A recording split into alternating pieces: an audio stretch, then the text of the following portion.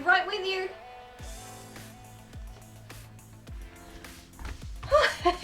Sorry, was finishing cleaning up.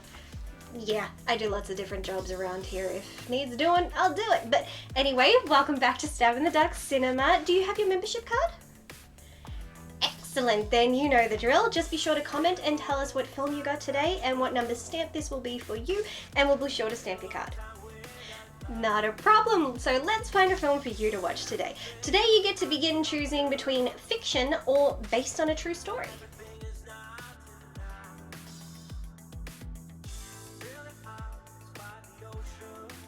Fiction. Not into realism, huh? Don't blame you. Reality's rough. Would you rather Earth or space?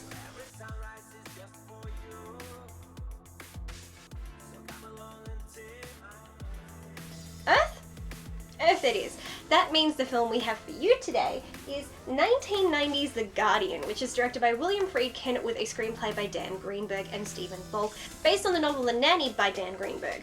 I'm really happy to be introducing you to this film today. I personally waited a long time to see this movie based on clips I saw, and the fact I knew it wasn't a successful film, I myself thought it would be rather boring, which goes to show you should always judge a movie for yourself, because I found this rather good. It was a story and concept I personally hadn't seen before and was quite interesting to watch play out. It's not scary, but very mildly disturbing, so I enjoyed it, and I hope you enjoy it too. You are most welcome. Your movie is actually playing in Cinema 4, which I just cleaned, so go on in and enjoy.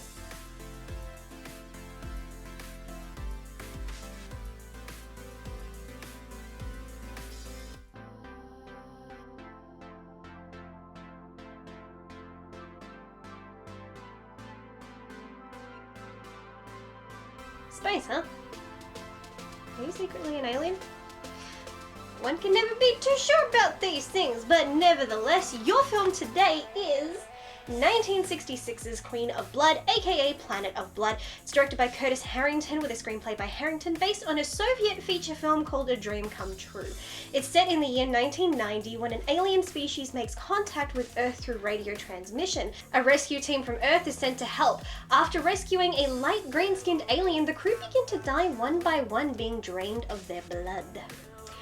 It may be set in 1990, but trust me, it is so 1960s. It's a slow pace and not much honestly happens, but I have to love it because of how it perfectly represents its time.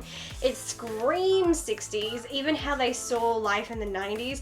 Watching it feels not just like another time, but a whole other world, and is utterly fascinating. Personally, I wasn't a fan of the story, but like I said, it was still fascinating watching everything play out. I mean, if this sounds up your alley, I think you'll have a great time. If not, don't worry, because there are plenty of movies to choose from here at Stab in the Dark Cinema. Of course. Well, your film starts in 10 minutes in Cinema 1, so just head on through when you're ready.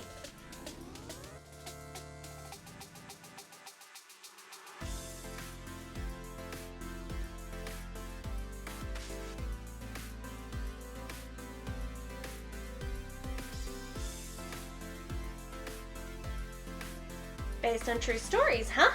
You like a bit of realism in your life. I'm much the same way. Well, depending on the day. But that's neither here nor there. Would you be more interested in crime or paranormal?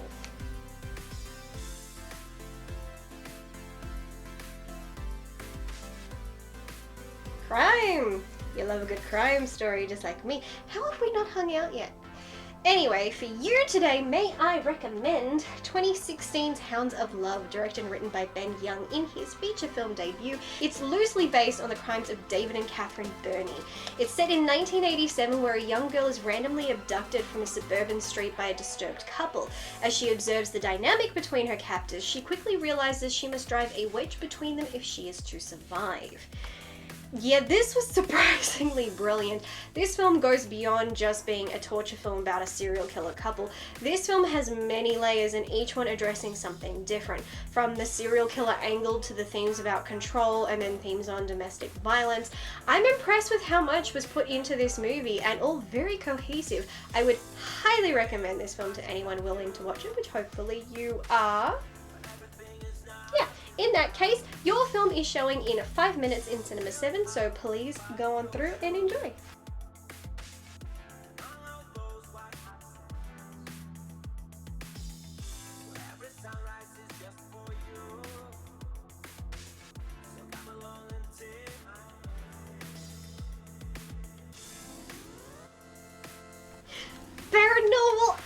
love the paranormal.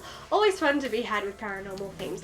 But enough of me going on, which I could do all day. Today for you we have 2011's The Rite. It's directed by Mikkel Hafström and is written by Michael Patroni and is loosely based on Matt Bablier's book The Rite, The Making of a Modern Exorcist, which is based on real events as witnessed and recounted by American then exorcist in training Father Gary Thomas and his experiences from being sent to Rome to be trained and work daily with veteran clergy of practice. The film is about an American seminary student who travels to Italy to take an exorcism course. Look, sorry, it's just always hard trying to sell people on a film I didn't enjoy. I never thought watching Anthony Hopkins in anything could be so underwhelming, but here we are. It all felt uncomfortably forced. I don't particularly like the plot of a priest developing faith just because he fought a demon. Doesn't feel genuine. Faith is blind. This was a man who only believes because he was given hard proof.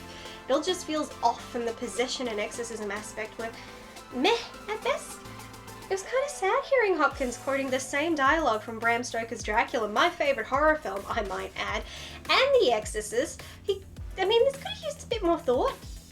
Just a bit. But that's just my opinion, and you may feel entirely different. If you're a Hopkins fan, or if you enjoy exorcism films, that's enough reason to check it out. I mean, seriously, feel free to completely ignore everything that I've said. This is about you. So, in that case, your film starts in an hour in Cinema 10, you have tons of time to kill, so enjoy the cocktails at the bar or get some snacks and your movie will be ready and waiting for you.